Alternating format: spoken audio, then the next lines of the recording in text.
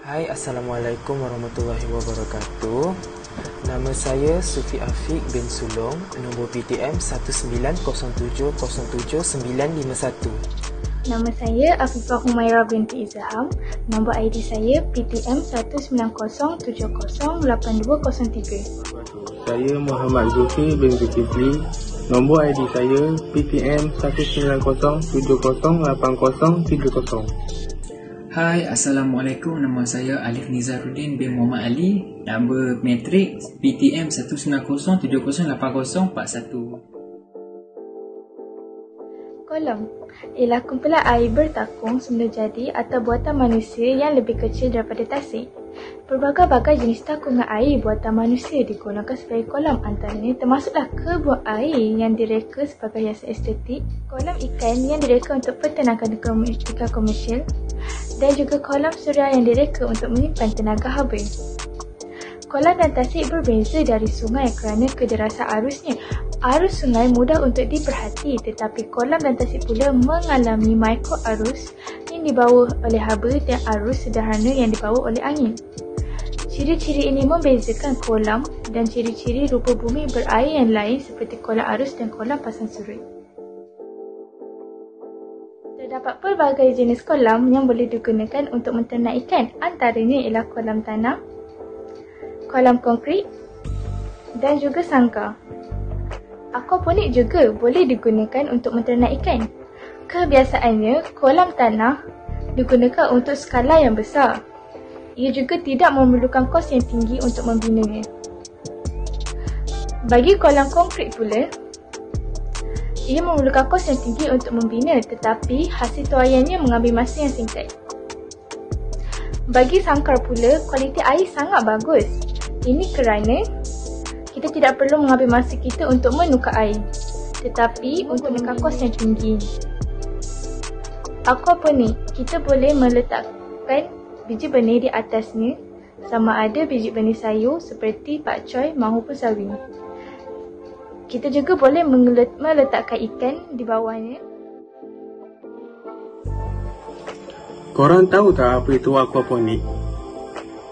Okey, saya akan membahaskan apa itu aquaponik.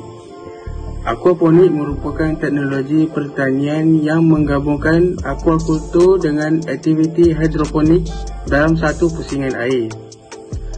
Aquaponik berasal daripada peradaban Aztec yang merupakan suku kaum di Mexico yang mengamalkan sistem pertanian Chinampa.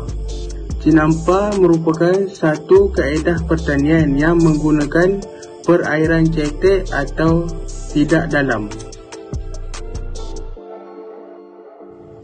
Tujuan sistem aquaponik ini adalah mengekalkan kualiti air dan mengurangkan kadar amonia di dalam air supaya dapat dimanfaatkan oleh organisma lain.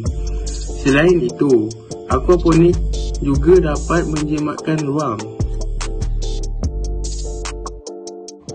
Kebaikan aquaponik. Kebaikan aquaponik adalah dapat menghasilkan dua produk sekaligus dalam satu proses. Selain itu, produk yang dihasilkan merupakan produk yang terhindar daripada bahan kimia. Baja yang digunakan pada tanaman ialah najis ikan ternakan akan disalurkan kepada tanaman. Seterusnya, dapat menjimatkan air, iaitu air yang digunakan untuk aquaponik akan berpusing. Hal ini dapat menjimatkan air.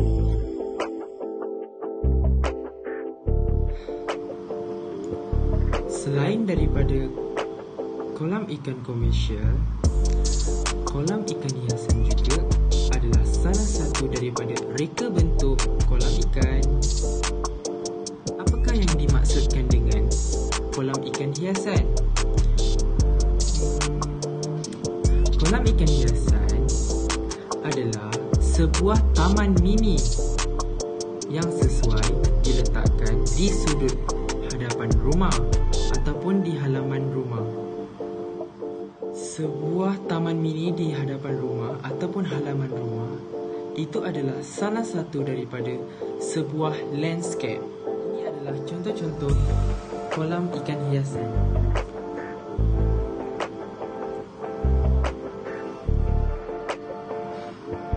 Taman yang disusun dengan baik menarik perhatian dan menimbulkan rasa selesa dan lapang, menjadikan ianya semakin jelas batas antara ruang dalam dan luar.